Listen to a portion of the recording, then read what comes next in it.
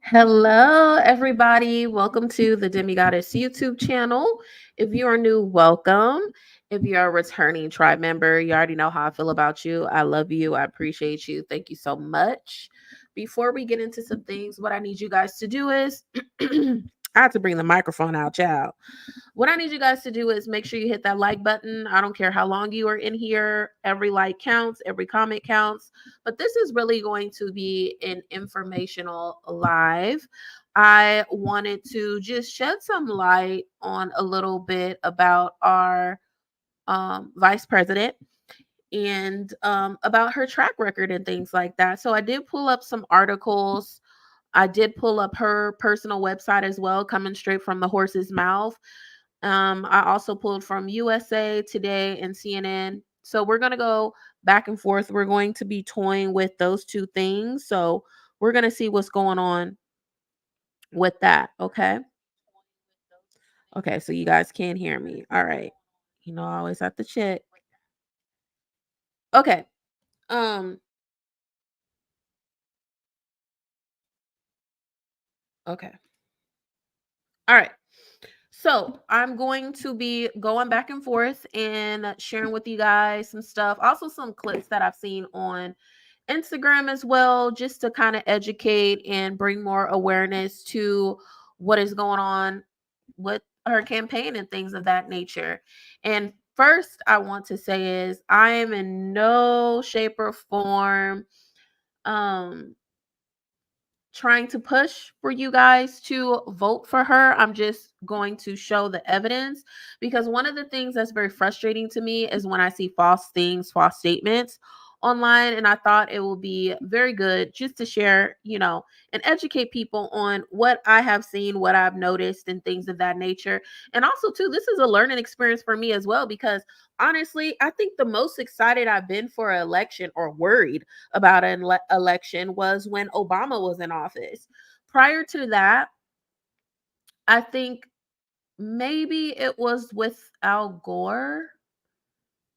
Was it Al Gore? Those were my only times, and I think that was when I was in high school, Al Gore. But anyways, those were my only times I really was like super excited about presidential elections. Yes, I have voted. I've been voting. I will be voting. I am registered to vote. So if you guys are not registered to vote, I don't understand why you're not registered to vote. Every vote counts.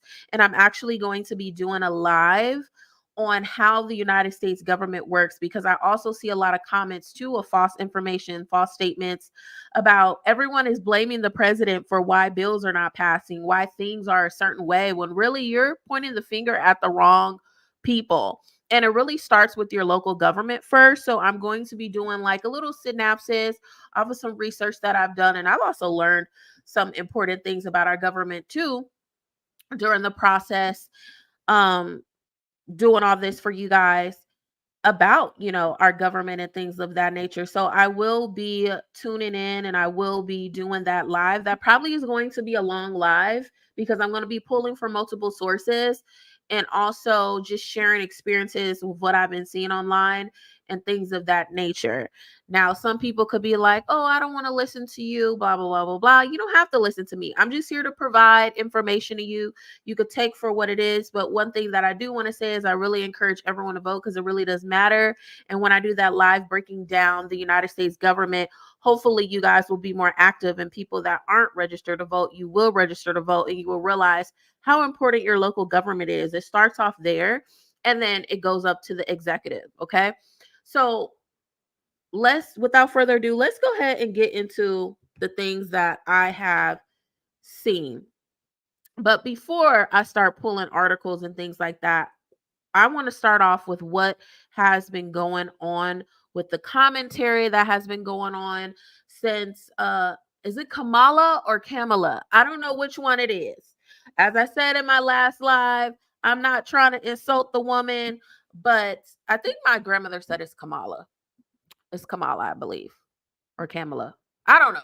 But anyways, I'm not trying to insult her whatsoever. But one of the things that I've been seeing news networks saying, and just, you know, we already know who is saying, They've been, now it's like questioning her blackness. It's questioning, her career path, and the accomplishments that she made. Now it's calling her a DEI hire. By the way, there's no issue with being a DEI hire. The whole purpose of DEI is because it was not fair. It was not fair. But I do have a problem with people, they do the bare minimum and they hire people of color the bare minimum. Essentially, they don't really want you there. They hire maybe 2 or 3. I'm not going to say where I work. I kind of question sometimes too. Am I a DEI hire? Because where I work is a predominantly white area, well, white industry, just based off of the environment and things of that nature. But they're coming along and hiring way more people of color as well. So I don't want to criticize them as well. So I'm not going to tell them that. And then one thing I want to go back to is also talking a little bit about my background. So I went to school for psychology. I love my political science courses, my communication courses, my history courses. So I have a lot of information about that. Same thing about like mental health and things like that. And I've always worked in those realms, touching on each of those things. So people that were questioning my background and things of that nature. But yeah, they are saying stuff like that. They're calling a Hatui girl, basically calling her, and she climbed her way up the ladder and things of that nature. And it's just really like bigotry and bias and sexism and racism that is really being like pushed out there and said about her. And I don't like that. I don't like that whatsoever. And it's just a shame that in 2024 we still have to deal with that. I don't understand why, okay, you don't like these people or you don't like a group of people. Why do you continuously have to suppress them? Why do you continuously have to disrespect them? Why do you have to do that? Why can't you just go around your own happy old way? But then you're always in these other groups' business and want to control them, but you don't like them. And I don't understand that.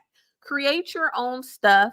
Go live happily ever after and leave these other groups alone without insulting them, without inflicting pain and trauma for generations on them.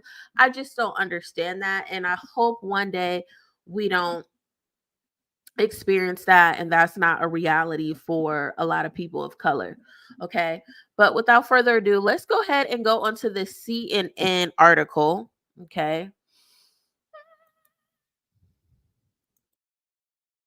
The unsung catalyst for bold. What straps gold to a rocket and hurdle? Hold on. They did a video. Now I want to see what this video is about because I did not watch this video, but of course, just like anything else, there is ads. Jesus Christ, that is a long 5, 4, 3, 2, 1. What are you guys gonna say? This woman in this office, I will not be the last. Since 1789, there have been only 2 other female VP nominees from a major party, Geraldine Ferraro and Sarah Palin, and a single female presidential nominee. Like these women, Harris has a career full of firsts. Howard taught me, and it has taught you. You can do anything, and you can do everything. So Kamala was born in Oakland, but really was a child of Berkeley. Their mother, Shamala, felt that it was really important to raise Maya and Kamala as strong, powerful Black women. The office of District Attorney for the City and County of San Francisco. Congratulations. You know, it's important to remember that she was running as the first female DA in San Francisco in our city's history. So we'd never had a woman in the state of California. There had never been a person of color to be DA. And, it's funny, it's something that Shamala would say a lot of, people might be comfortable with women in leadership, but not when it comes to their safety and not when it comes to their money. The first Black and South Asian female DA of California became Attorney General of California in 2011 and was also one of the earliest supporters in the state for America's first Black president. So after Barbara Boxer announced her retirement from the U.S. Senate, she went out there and won pretty easily. So let's get to work sí se puede. We solemnly swear to support and defend the Constitution of the United States against all enemies, foreign and domestic. Once Harris made it to the Senate, she really made her mark not so much through legislation, but in the hearing room. Can you think of any laws that give the government the power to make decisions about the male body? I'm not thinking of any right now, Senator. Even though Harris had only been in the Senate for 2 years, in January of 2019, she decided to jump into the presidential race. There is not a Black man I know, be he a relative, a friend, or a coworker, who has not been the subject of some form of profiling or discrimination. Ironically, one of the most difficult moments of Joe Biden's campaign was a moment in which Kamala Harris really delivered what everyone thought at the time was a knockout punch. You know, there was a little girl in California who was part of the second class to integrate her public schools, and she was bused to school every day. And that little girl was me. Oh, wow. And so a lot of people thought that that might be a strike against her in the vice presidential vetting process. But clearly the Bidens have been able to work through that moment and get past it. Rosie, I'm a kid. How you doing? You good? We're about freedom and respecting the freedom of the American people. Let's talk about respecting the American people. You respect the American people when you tell them the truth. You respect the American people when you have the courage to be a leader, speaking of those things that you may not want people to hear, but they need to hear so they can protect themselves. From district attorney to attorney general to U.S. senator and first female vice presidential nominee. As a young district attorney, I walked into the courtroom for the first time and said the 5 words that would guide my life's work. Thank you, everyone that Kamala has given Harris for the people. All right. I don't want to play that. Okay. So let me come to the screen before I go back to this article real quick. How do I go back to the stage? Okay, there we go. So for the people that have been questioning, what was her background? We briefly just saw a video of synopsis of her career. Okay. And the things that she has accomplished during a short period of time. And I want people to not always look at everything just because your favorite celebrity or your favorite host or whatever as factual. Look things up. There is no reason in 2024 you're not researching stuff whatsoever. And I know research has gotten way different. I mean, I'm a millennial. We kind of were the guinea pigs of the internet and everything like that. So, but I definitely remember when I had to research, it was literally books. That was our researching. But then I also was a part of the generation too, pioneering the electronic system. So eventually, researching online, being in college and researching, articles, databases, having access to databases. That's one thing I do miss being in college. So, just do your own research. That's one thing that I want to say, because there's a lot of false information out there about her. And I definitely understand how people are easily persuaded. I forgot which psychology course it was in, but it definitely was when Hitler was around, and the United States needed to find a way to get the American people, to hone in and to really make the American people secure and that they were safe and to believe in the government. And I forgot I don't know if he was a psychiatrist or a psychologist, but it definitely was in my psychology class. But the guy that created propaganda. And anyone that knows that story knows that is like the start of everything, the start of like even the influence, having influence on people, pushing stuff out, making people want things, making people believe things is through propaganda. So you really have to be careful. Is this propaganda accurate, or is this a propaganda that is being pushed that is agenda and adjacent and blinded and not fair? So you need to ask these questions when you're getting your sources and you're getting your information. Those are some things that I do want to point out here. Now, I do want to go into this article. So how do I do this? Okay, there we go. Make me small and make this big. All right. So it's no secret that President Biden decision to end his reelection bid, and he endorsed Vice President Kamala Harris to replace him in the campaign. And I already said what I needed to say in my last video, so y'all make sure y'all say that. So she is the daughter of immigrants. For you guys that you guys don't know, her mother was Indian and her dad was Jamaican. Okay, he was a professor of economics at Stanford, and her father immigrated to the United States from Jamaica to study economics at the University of Berkeley.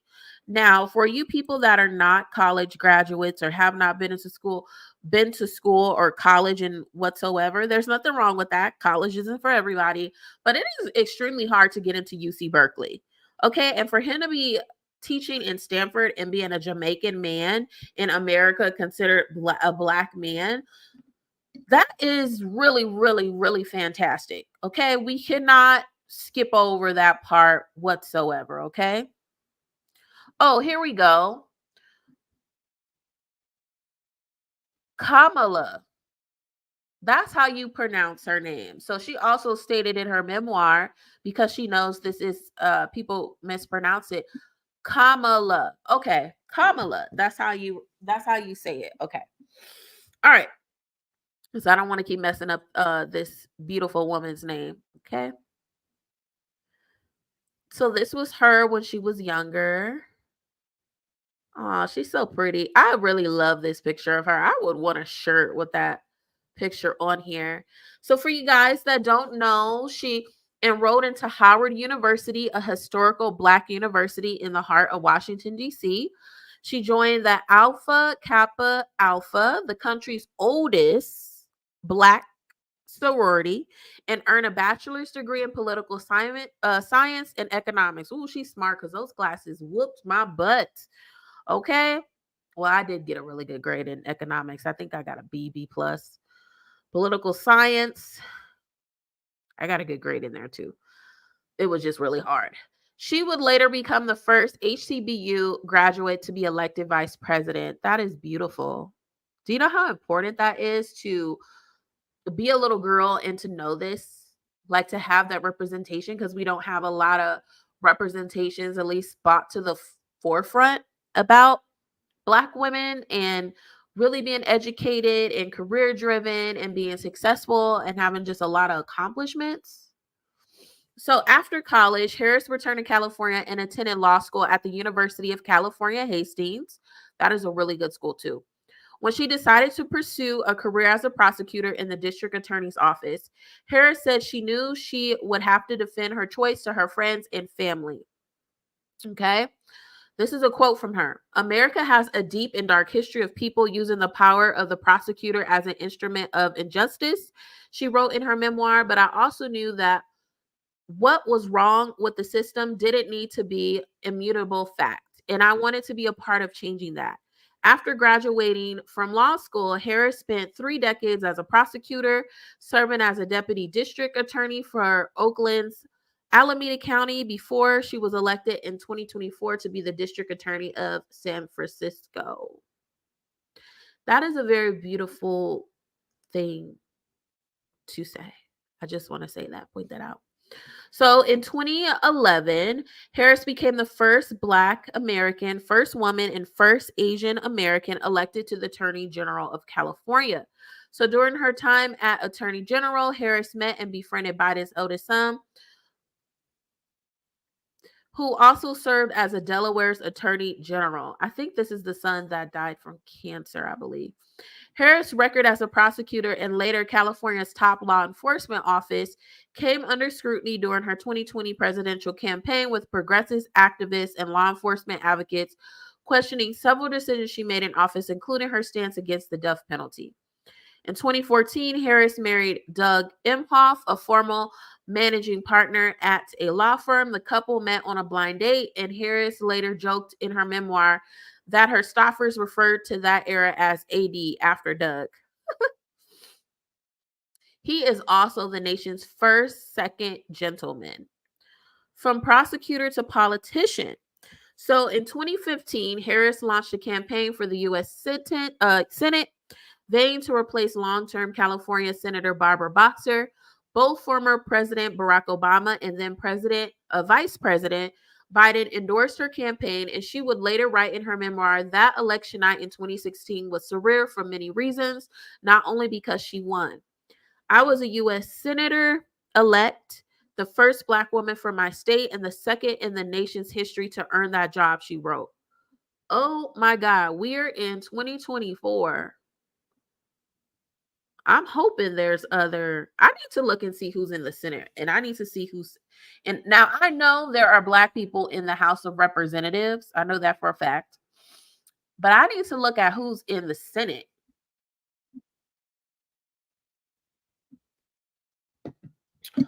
Okay. Okay. But as it became clear that Donald Trump will become the 45th president of the United States, Harris said she abandoned the speech she originally wrote under the assumption that the country would elect its first female president and instead urged her supporters to be committed to bringing our country together. Now, I want to pause here and I want to just put food for thought in here. This is a woman that has worked her way up in the government. There is no one, I think no one, honestly, in history that has as many qualifications that didn't, get a backdoor in or, have family already, in the government system per se. Like she really worked her way ins and out of the United States government.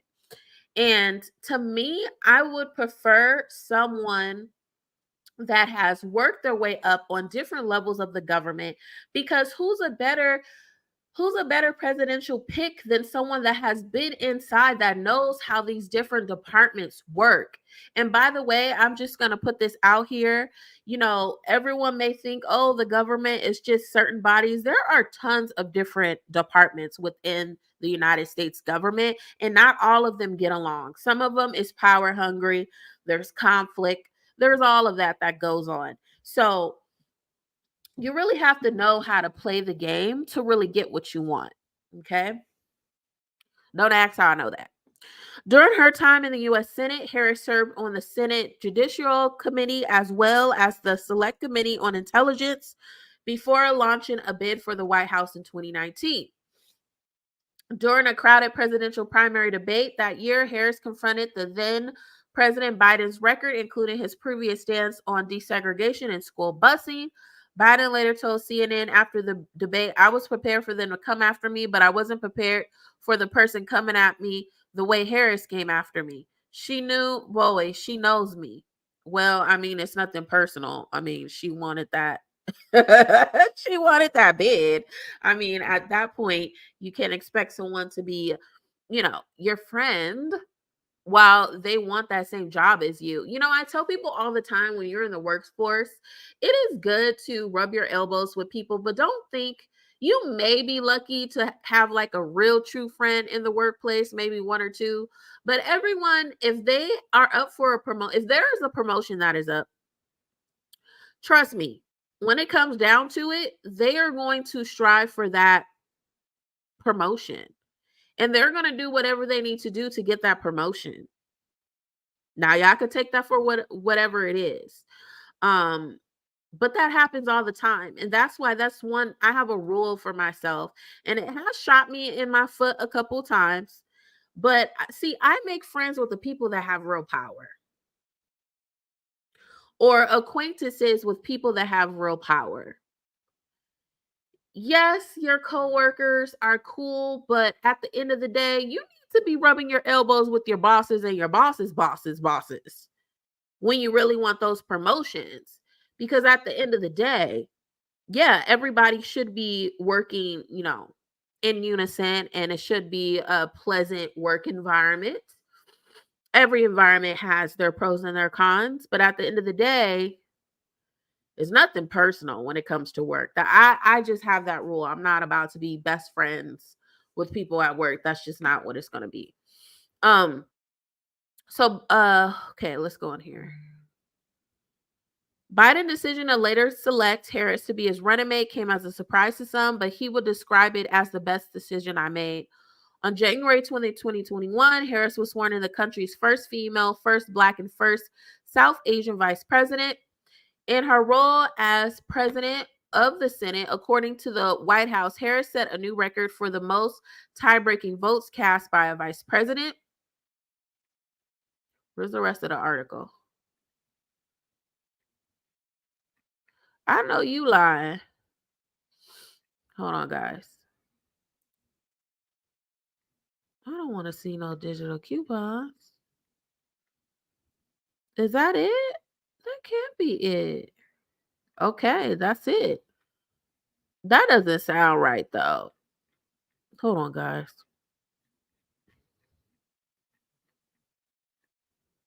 There's no next page.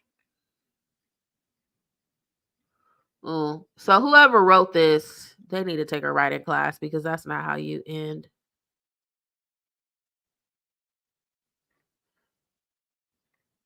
Okay, let's move on to her website.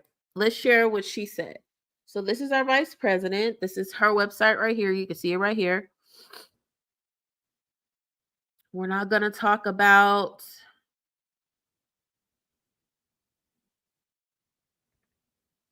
her background. We already went over that. Let's go into this paragraph.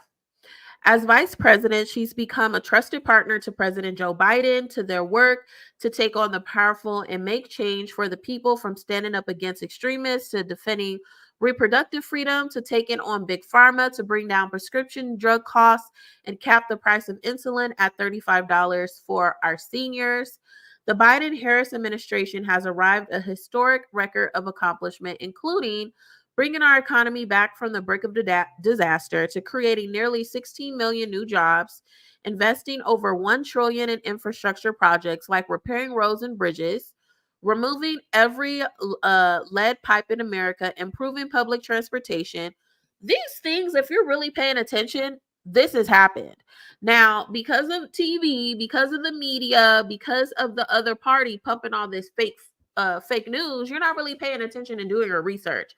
I, being someone that travels between California and Oregon, I could tell you for a fact, I've definitely seen the improvement in California when it comes to public transportation.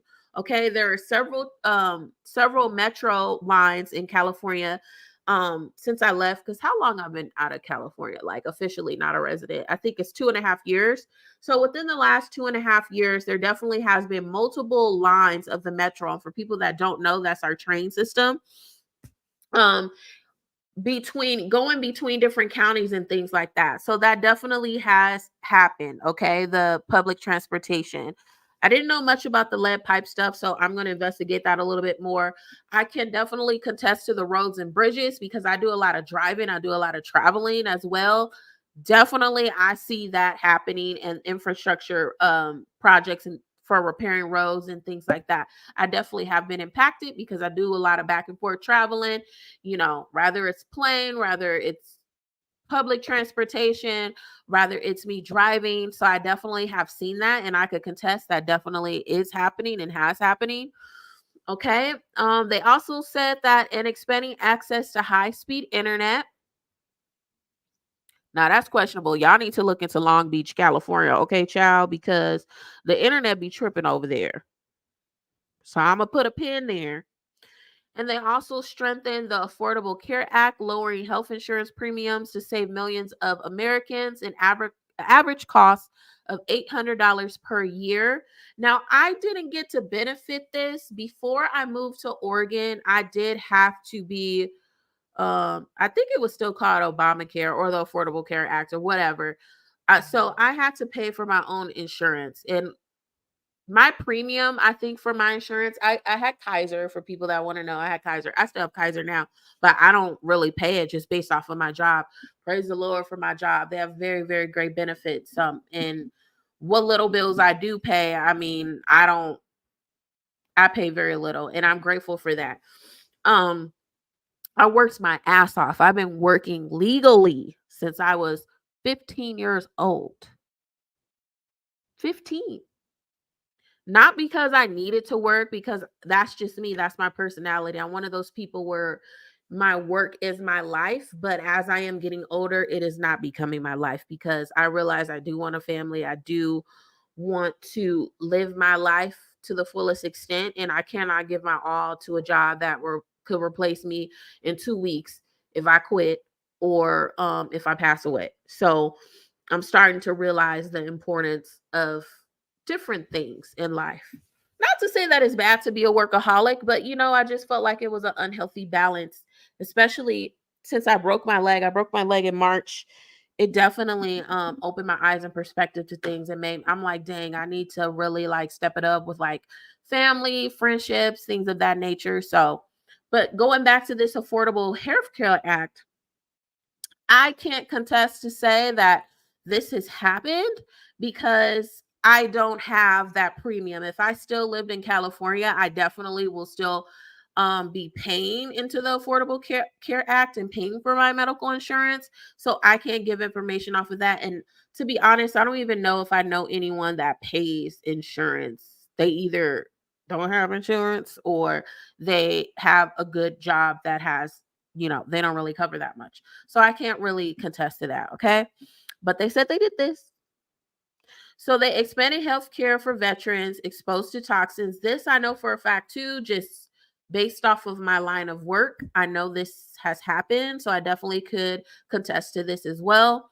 Enacting the first meaningful gun safety reform in decades and bringing violent crime down to a near 50-year low. I'm going to have to do my research on this. I know they were advocating a lot about gun safety.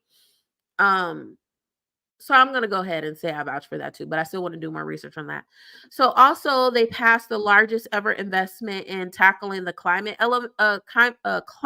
crisis. This I definitely could contest to too. This definitely is kind of like when President Biden took over after because Trump left office, right? Yeah, but he basically continued the work that him and Obama put together on that, and they definitely have been very invested in that. So I do want to say I can contest to that too. And appointing the first Black woman to the United States Supreme Court, they definitely did that as well. And that was what was supposed to be like a really good and happy moment for her was, in my opinion, a disaster. And it was just crazy, the questions that they were asking that woman before she was 100% sworn into the Supreme Court. That's just crazy. Okay. Vice President Harris has proudly represented the United States on the global stage in meetings with over 150 world leaders and boasted virtual alliances against tyranny abroad. And she is just as committed to stopping would-be authoritarians and dictators at home, i.e. Trump. She is leading the charge to protect fundamental freedoms, including the rights to abortion and the right to vote. Okay. Because I don't know if you guys remember during the Trump presidency, they were doing a whole bunch of crap. When it was coming, when he was going against Biden, they were doing a whole bunch of crap. And not even that, not even that. It was during his presidency. They were removing, at least I could contest here to California. They were purposely like, it was really hard when you were a citizen and you really weren't on top of like voting. If you're not a consistent voter, you wouldn't like really know to be on top of these things. And they were removing like your voter station. Sometimes they will move like people's voting stations way far. People can't get to where they need to go. They also, when Trump was in office as well, there was a thing about mail-in ballots. So they were removing like the United States Postal Office boxes where you could like deliver stuff.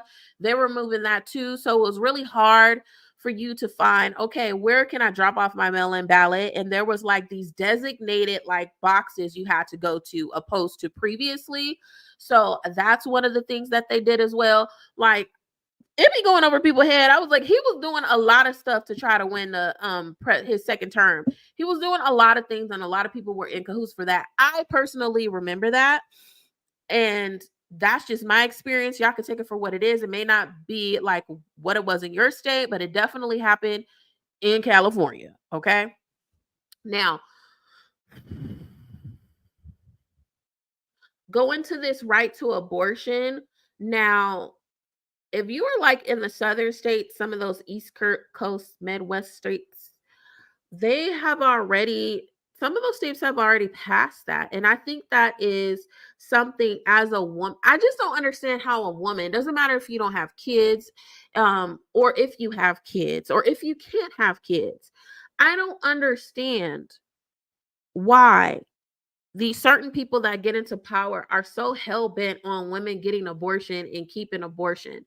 Now, I will say a theory that has been floating around, but I'm gonna just keep it to myself because you never know what's gonna come back on you. But just look at the demographics. That's all I'm gonna say. Look at the national geographics in the United States of America. Look at the demographics, okay? Look at the different, ethnic groups. Look at the percentage of where they're at. Who's reproducing, who's have a decline in reproducing. Look at the statistics on who is actually getting abortions. And then come back and let's have a serious conversation about that. But it doesn't matter. A woman, anybody, should be able to make a just and sound decision off of what they want to do with their body. This is not your body.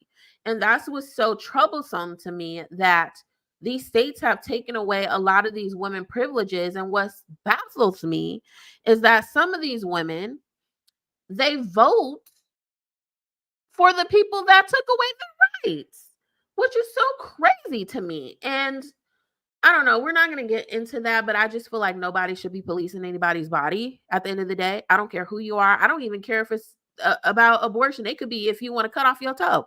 No one should be dictating on how someone chooses to handle their body. It's their life. All right. So what are you going to do if a lot of these states, they don't even have protections if it's an incest baby, if it's a rape? Okay. If what is that thing where the baby gets stuck in between the fallopian tube or whatever? There's an illness for it. I can't think of it on the top of my head, but that is deadly. It could erupt. Like, it will be illegal if these doctors perform abortion on those simple things. Who wants to carry an incest baby? There are some women that do that, and kudos to that.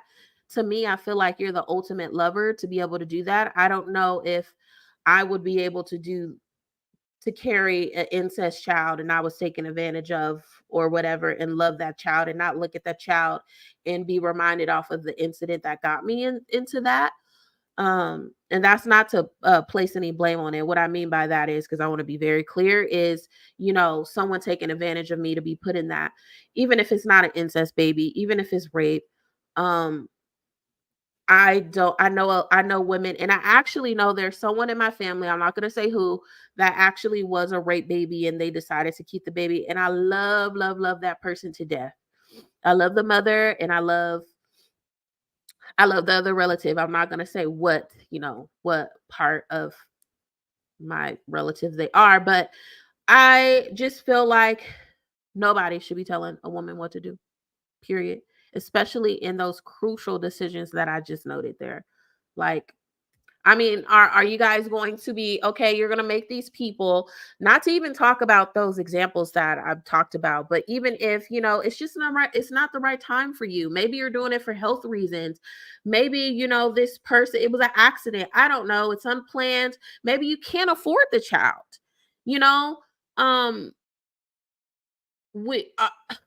the United States government, or these people that put these laws into place, and I don't know because I haven't really looked that into detail. So if someone knows any more information, please let me know about that. But if a person goes through these different things, right? They experience these different things. Are you going to pay for the child care? Is the government going to pay, or that state, are they going to pay for child care for that person? I'm going to come back to the screen for you guys. Are they going to pay for child care for them? Are they going to pay for medical dental for the person? Are they going to pay for recreational stuff? Are they going to pay for clothes? Are they going to pay for education? I'm just asking, because these states that are doing that, I don't know. Hopefully someone sees this video and could explain to me what's going on. Did they develop programs for you? Is there babysitting? Like what? Like, come on now. Like, it's just crazy to me how people are thinking. And I've been saying this on some of my videos. You guys also need to watch my review I did on Handmaid Tales. A lot of this stuff is from Handmaid Tales. Y'all need to watch that series. Now, I will say viewer discretion is advised. Okay, it does get very hard, and it does make you. I felt angry, so angry in certain spots, but the women, they had no rights whatsoever, and it was totally hypocrisy off of, the new government that took over in the show. But you guys do need to watch that if you want to see what they're doing, and they already slowly been doing it anyway. In the United States. Watch that show. I'm also going to do another video live. I'm probably going to break it up in different sections because it's over 900 pages. The Project 2025. I finally found the document online, and I'm like, I'm going to read this, and I want to share it with my subscribers. And then you guys make a decision. You guys do know if Trump gets back in that office, he's going to be implementing some of that stuff, and some of it has already been taking place.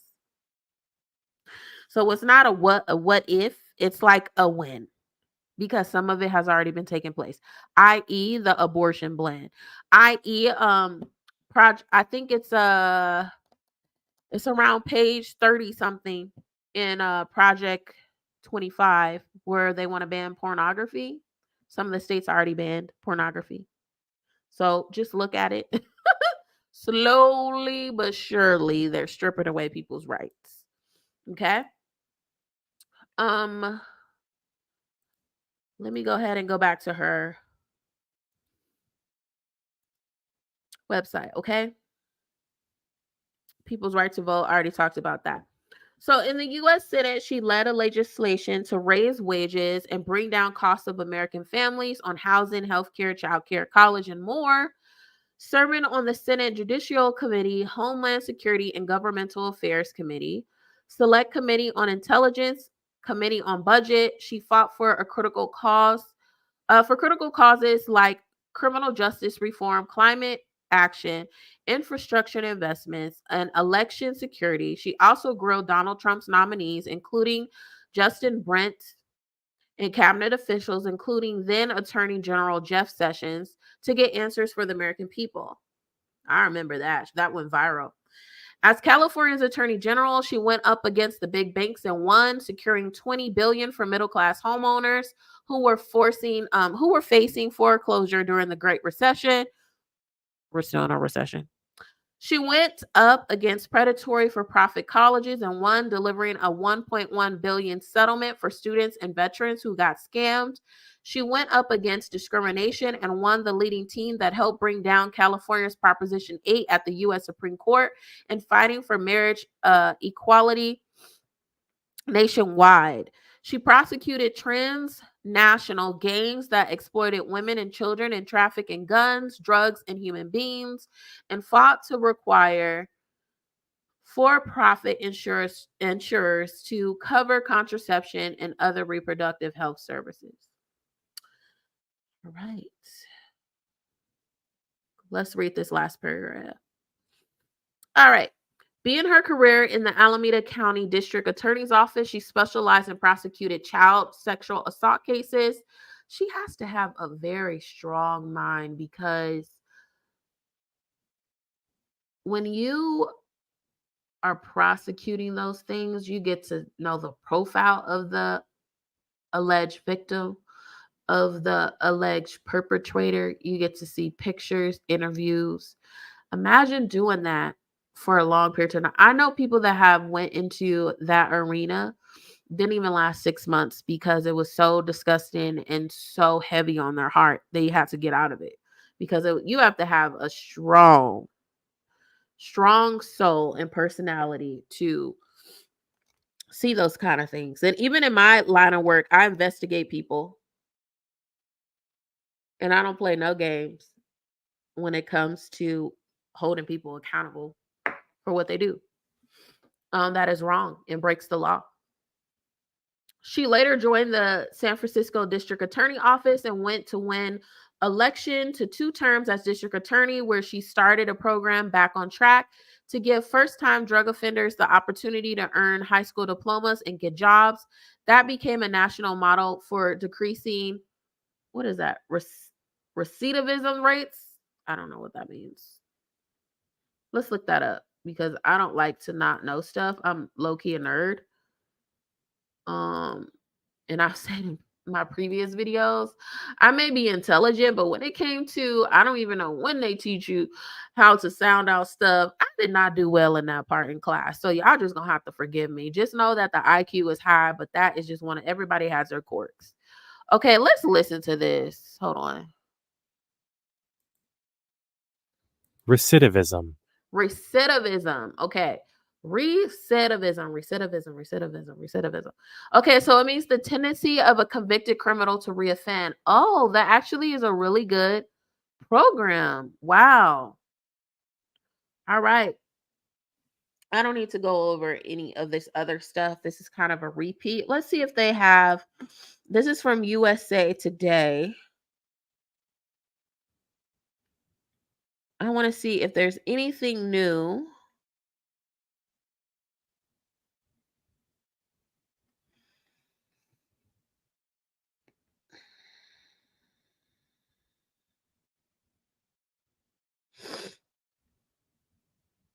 Okay, we already talked about abortion, gun violence. We talked about that.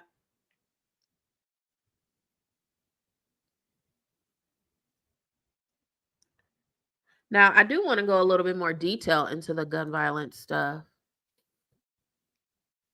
It said the Office of Gun Violence Prevention builds upon actions taken by the Biden-Harris administration to end gun violence, which include the signing of the Bipartisan Safer Committees Act, heralded by the White House as the most impactful gun violence preventive measures in almost 3 decades.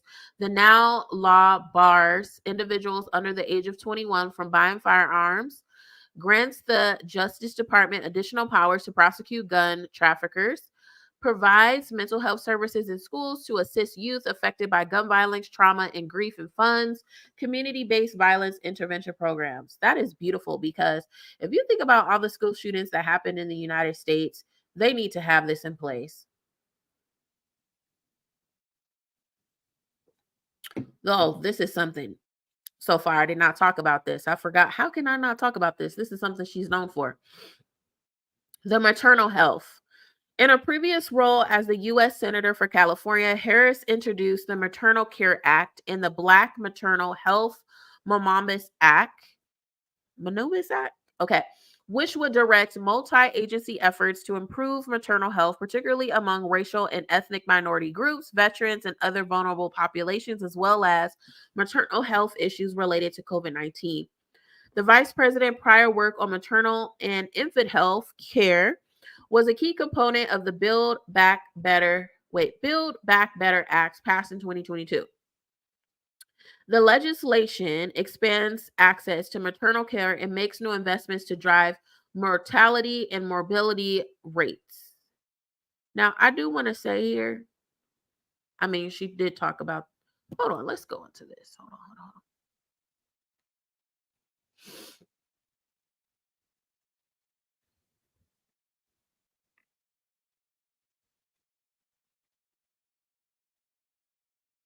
Okay, I actually want to share this with you guys. I'm going to go ahead and share this with you guys because I just feel like, again, I'm a nerd. You guys, you're in here because you want to learn, right? So we're going to learn. So I clicked on that because I wanted to know about this. I personally never heard about this. And, you know, I don't really talk about my experiences. I mean, obviously, I don't have kids now, but I have shared here and there little talks about, you know, I had a pregnancy and I lost my child. And I have this belief, if I ever get pregnant again, I don't want to go into the hospital unless I absolutely have to go into the hospital to give birth, because I am 1,000% sure that my baby could have been saved, but they literally let me miscarry in the hospital. And the reason why I know they let me miscarry, one, I was already spotty. It wasn't a lot, but it started to progress. I waited hours to be seen by a doctor, and they didn't even check up on me. They didn't send anyone to check up on me. Clearly there's something going on with my baby. And when I talked to other healthcare providers and things like that, I should have went into emergency surgery. Okay, there is a way where they could, sometimes women's cervixes aren't strong enough to like hold the baby. And I think that was my case. I mean, that wasn't what was said or anything. I mean, they didn't really do that much. That's my whole point on here.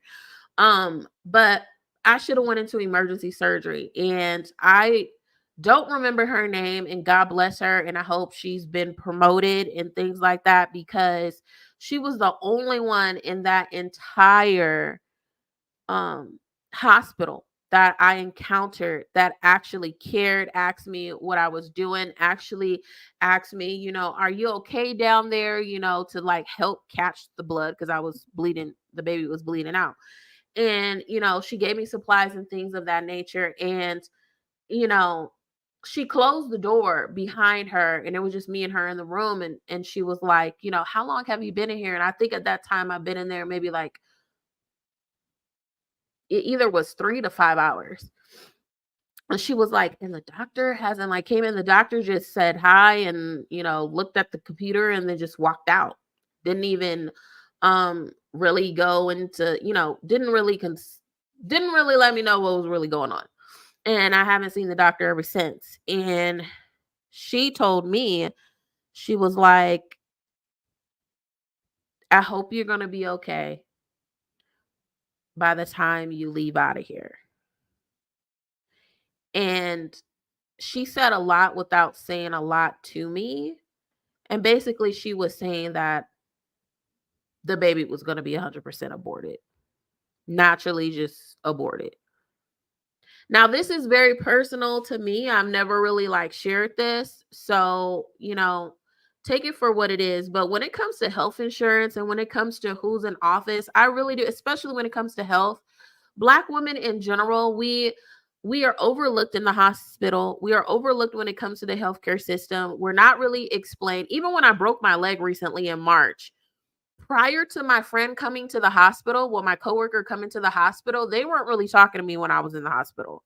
I learned all this information when he walked in the room. Then all of a sudden they want to tell me about my condition and what's happening and all this other stuff. But they weren't talking to me prior to that. And that's my personal experience. So when Black women is saying we are not treated fairly in the healthcare system, I definitely could say that. And I lost my child because they didn't do what they needed to do. They didn't even talk to me. They didn't even explain anything. To me, I probably should have sued them, but I was so young when it happened. I was literally in my early 20s. It was so much going on during that time, but that's very near and dear to me. And because of that traumatic experience, I don't trust hospitals when it comes to a baby. I don't trust hospitals, and I'd rather do the old school way and have a home birth compared to putting myself in that situation again and being triggered and having trauma again because of how they treat me in the hospital. So for her to create an act and to push for an act, especially for people of color, that's very near and dear to me. I do not want to cry about this. But when I see comments that are ignorant online, that is untrue, that is unfair, and people is just they're gonna vote for this other person that's running when they have showed time and time again how disrespectful they are to Black women, to Black people in general, to the United States government. I take that very personal. And there's not a lot of people that are in these government agencies that are for things like this when it really is designed to protect people of color, women of color. So I take that very personal because I don't even think Black people knows. I'm not going to say in general, but I would literally say, like, it doesn't even have to be a Black woman. It could be a Black man. I would literally say you could probably talk to any Black person just on the street or online or whatever and ask them, how was their experience with the healthcare system? There's going to be a very small percentage, and they're probably a part of the top percent, or, their family is, that haven't had some kind of traumatic experience in the hospital or mistreatment in the hospital. And that is something that is not talked about enough. And I'm going to vote for whoever the hell pushes stuff like this, because this is something that is needed. This is something that is important. This is something that secures, just the Black, race. And I'm tired of people saying ignorant comments. They want to vote someone that essentially is going to do harm to my people and suppress my people even more. So that grinds my gears. And that's part of the reason why I wanted to do this live as well. But let's go into what this act was. So this bill directs multi-agency efforts to improve maternal health, particularly among racial and ethnic minority groups, veterans, and other vulnerable population. It also addresses maternal health issues related to COVID-19. So the Department of Health and Human Services and other specified departments must address the social determinants of maternal health, which include childcare, housing, food security, transportation, and environmental conditions. The bill also extends to 24 months postpartum eligibility of the Special Supplemental Nutritional Program for women, infants, and children. Additionally, HHS, which for you guys that don't know, I literally just read what that acronym means. It means the Health and Human Services. Okay. And other agencies must take actions to grow and diversify the maternal health workforce. And that is so important because although there might be a good number of PCPs, which PCPs means primary care physicians in the United States, there really isn't a lot when it comes to, the baby doctors. Okay. There really isn't a lot. And we need to, when it comes to mental health, when it comes to, psychology, psychiatry, there really isn't a lot. And it's a lot of work that needs to be done here in the United States. To increase access to maternity care, and other agencies must, one, award specified grants, two, test an alternative payment model for prenatal care under Medicaid and the Children's Health Insurance Program, and three, support training, technology, and telehealth initiatives. The bill also increases research and data collection on maternal mobility and mortality, particularly among tribal populations and minority groups. The Bureau of Prisons and Department of Justice must establish programs to improve maternity care for incarcerated populations. The Medicaid and CHIP Payment and Access Commission must also report on the impact of Medicaid ineligibility for pregnant and postpartum prisoners. Additionally, as a condition for certain grants, states and territories must have laws limiting the use of restraints on pregnant individuals in prison. The bill also directs activities to migrate adverse maternal health outcomes associated with climate change and to improve maternal vaccination rates. So I support that. Okay. Let's read what the Build Better Act is about.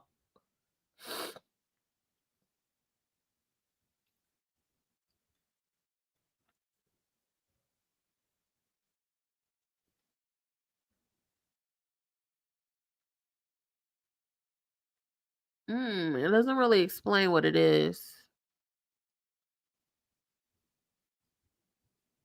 Well, here's part of it. What's in the bill so far? The plan would provide free preschool for more than 6 million children, expand Medicare coverage to covering hearing, and raise Pell Grants to help offset college tuition. The framework would also impose a minimum 15% tax on corporations, new levies on high-earning Americans, $100 billion for immigration reform and enhancement to the asylum process, such as expanding legal representation for individuals and addressing processing backlogs. Biden's framework also proposes $150 billion for affordable housing and $320 billion to expand tax credits over the next decade for utility and residential clean energy, clean passenger and commercial vehicles, and clean energy manufacturing. The framework does not include several key programs Biden and congressional progressives have been pushing for, such as free community college, paid family leave, and a mechanism that would have punished utilities for not converting to clean energy sources fast enough. Okay. I don't feel like that's everything that's in that, but we're just going to go for there.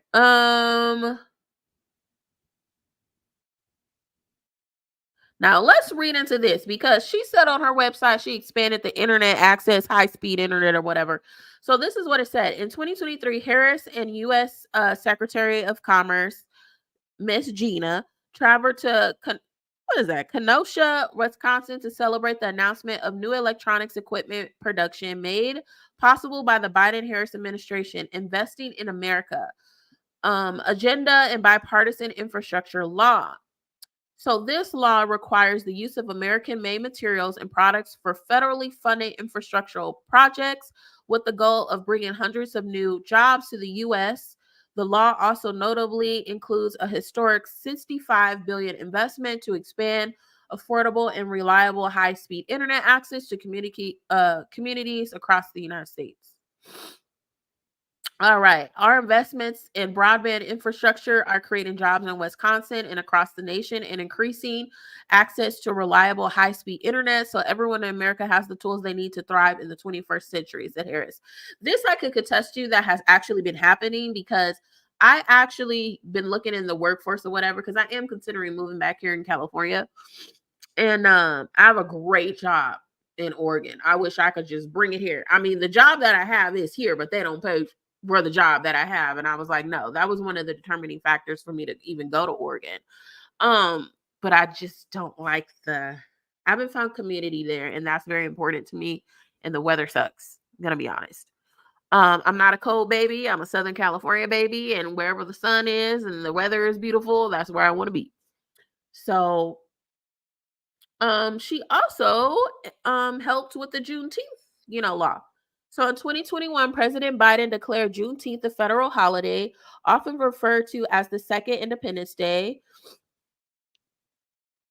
It commemorates June 19th, 1865, the day when 2,000 Union troops reached Galveston, Texas, to announce that enslaved African Americans were freed by executive order 2 years after the signing of the Emancipation Proclamation, according to the National Museum of African American History and Culture. I wonder if this is the museum that's in Washington, D.C., because I went to that one if it is, because there's two of them there. As a United States Senator, I was proud to co-sponsor a bill to make Juneteenth a federal holiday, said Harris during the Juneteenth concert at the White House. This day, we will hold a national day of acting on voting, and I call on all the leaders here to please join us in helping more Americans register to vote. So that pretty much sums up. I am gonna share a couple of clips that hold on, I've seen that I want you guys to watch with me.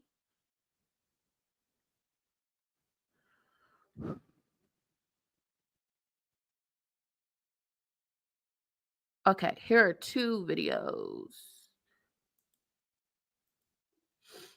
Begin our discussion of healthcare today on a personal note. You've written that the day your mother was diagnosed with cancer was one of the worst days of your life. Tell me about that, and what her battle taught you about the healthcare system in this country.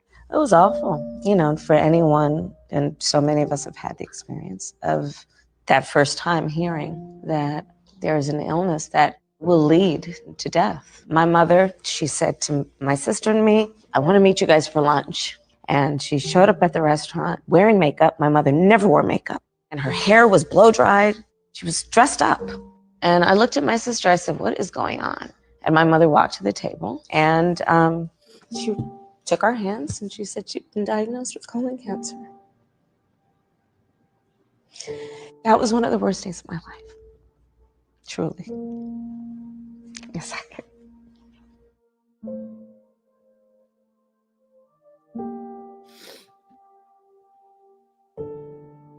You know, Audie, I knew this was going to happen. I was like, I am not going to tear up. I promised myself I was not going to tear up. We have a healthcare system that is very difficult to navigate. I would like to begin our discussion of healthcare. And it is. And one thing I do want to point out too, because on her website, it also explained that the Biden-Harris administration also expanded healthcare for veterans that were exposed to cancer. I definitely could contest to that as well, because my grandfather was he served in the service, and he was in the Army. Well, we're not going to get into the era.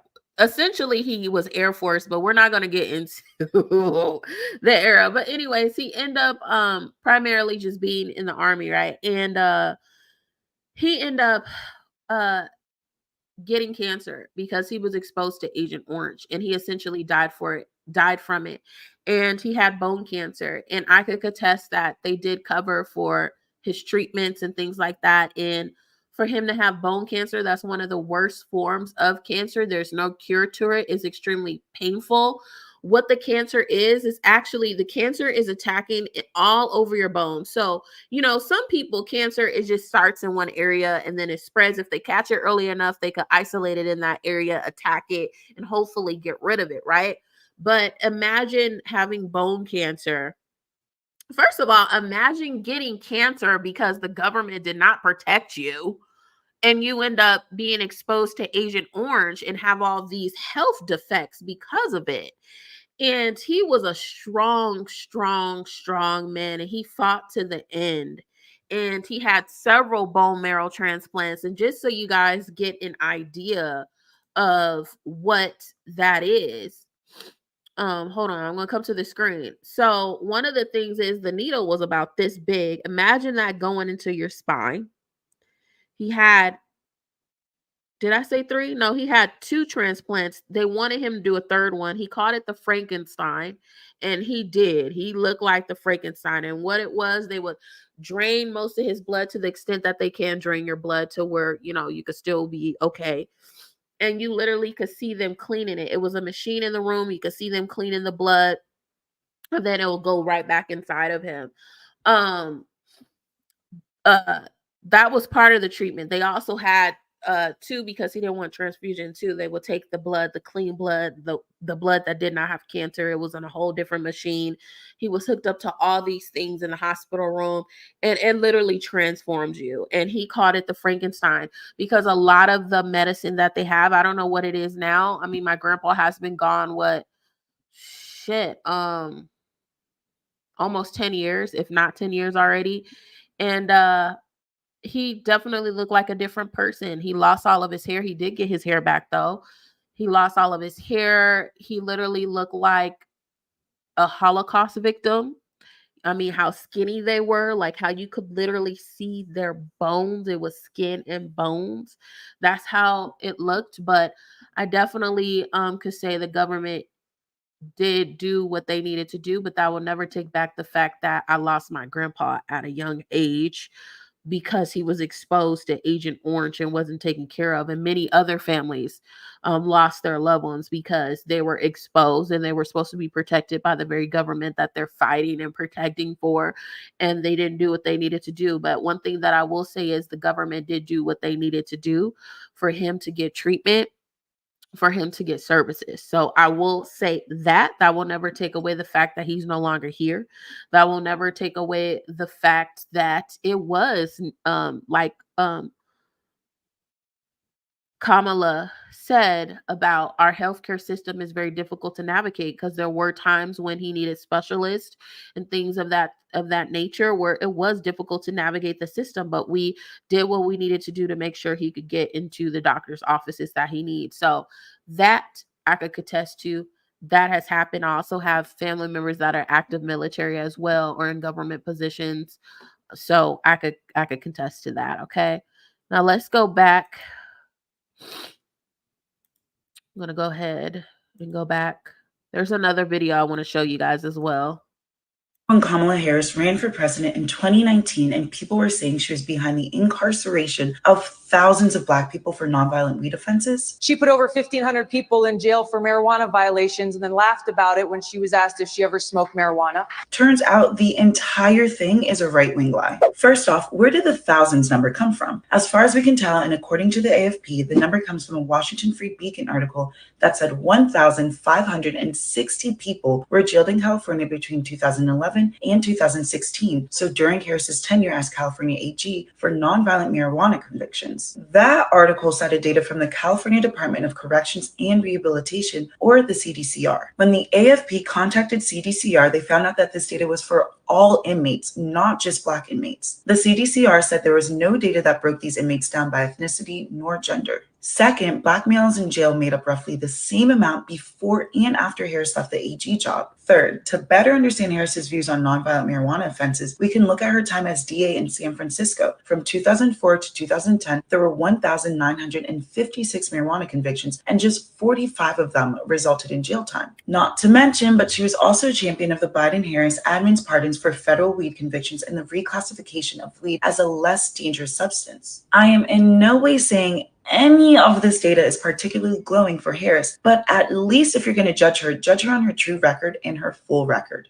Do you remember when Kamala Harris ran for president in 2019 and people were saying she was behind the incarceration of thousands of Black people for nonviolent weed offenses? She put over 1,500 people in jail for marijuana violations and then laughed about it when she was asked if she ever smoked marijuana. Turns out the entire thing is a right-wing lie. First off, where did the thousands number come from? Weeks ago, a little over 2 weeks ago, a presidential candidate was shot. A couple of weeks before that, there was attempted assassination. A couple of weeks before that, there was a presidential debate. Okay, that's not it. There was a clip of DL admitting to all of his wrongs on Kamala.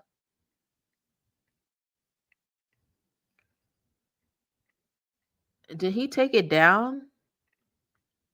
Where he admitted he was one of those people that basically pushed and was spreading false information about her until he did his research. I can't find it though. Hold on.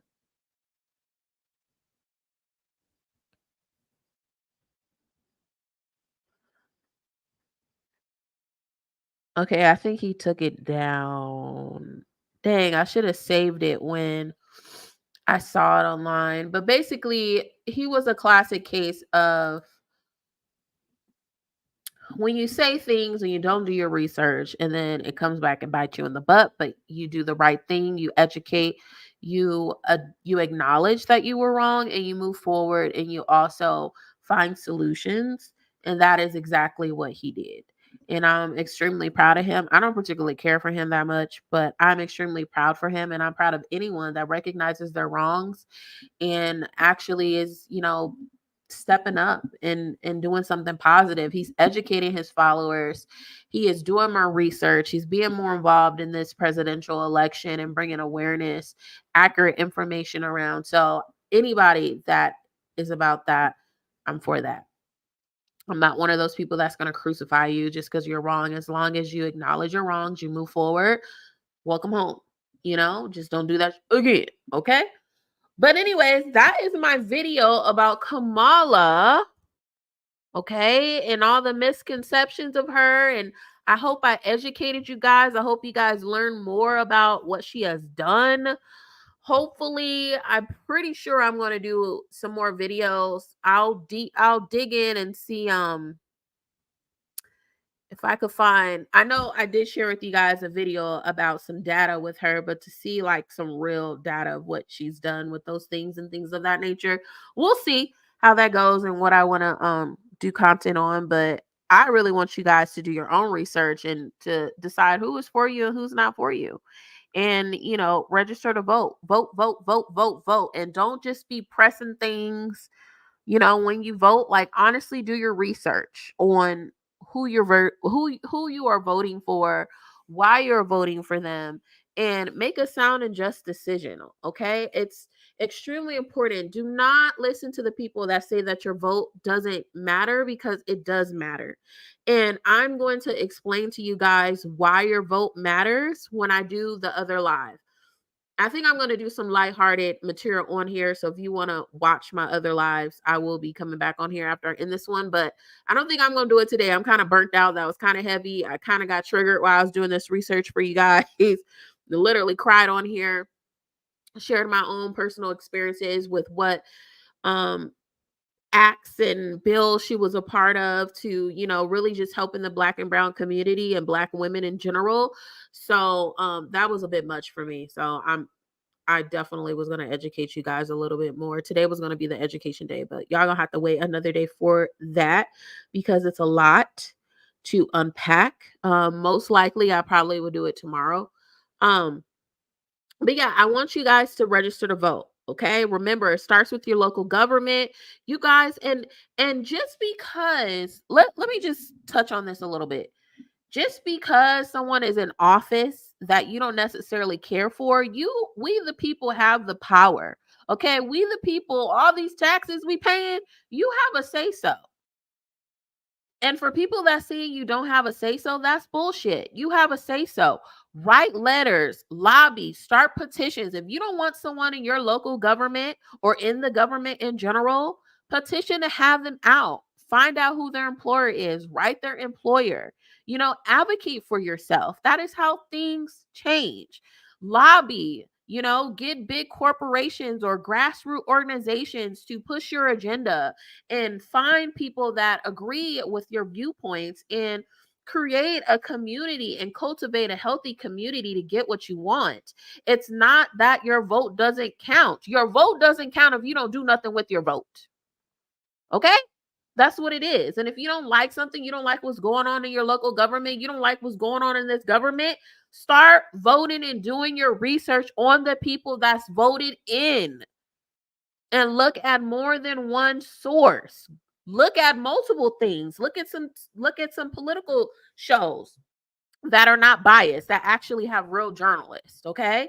Look at some of these YouTubers. Look at some people on TikTok. Look at what's being printed in the press. Go, you know, if you're in college, you have access, you know, to a whole nother access to the internet than other people. You know, go into like the databases and really like do your research and dig in on these people that are in office. Look at your local government. Look at who's up for seats in the House of Representatives. Look who's up for the senator seats. Look who's up for district attorneys. Okay. Look who's up for the chief of police in your community. Look up for things that really impact you in your community. Stop blaming everything on the president, because the president really is a spokesman. Okay. The president has power, but not the power that most people think that the president has. It's not. And just civics 101. It's very important who is that House Speaker, because who is in that House Speaker, they hold a lot of power, because everything goes through them first. If they don't put it on the agenda for the House of Representatives to discuss your favorite president or whoever, your senator or your House of Representative rep, they can't get their stuff pushed through. It starts there. Then from there, it has to go through the House. If the House does not vote it through, and just because it gets to the House doesn't mean that it's not picked apart. So, a prime example I've been using, when Obama had Obamacare.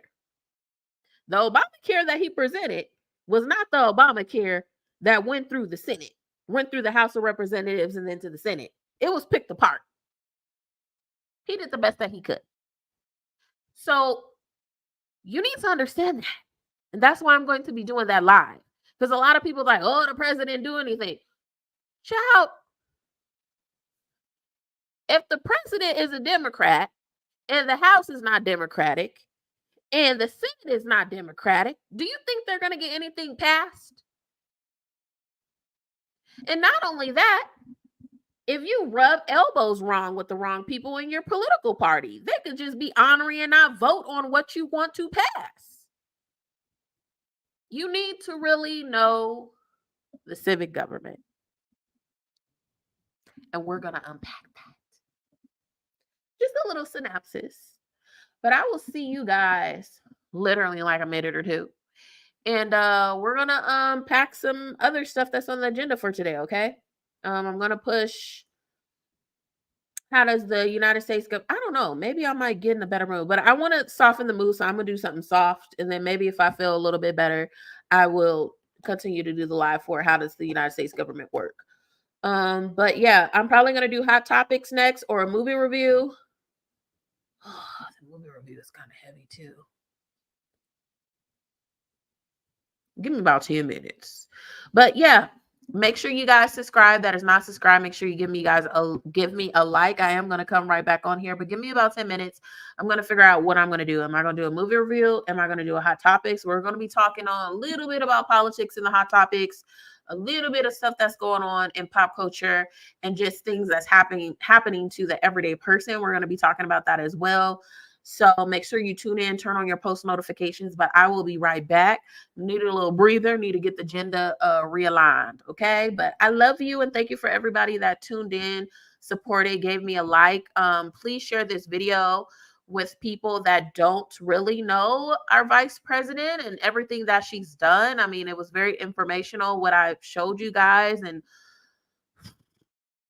so I hope you guys pay attention to your candidates. I will not be doing the same thing for Trump because I don't like Trump. So if you're thinking that you're hoping that I would do research for him, I'm not going to do that. Sorry. Love you guys. See you soon.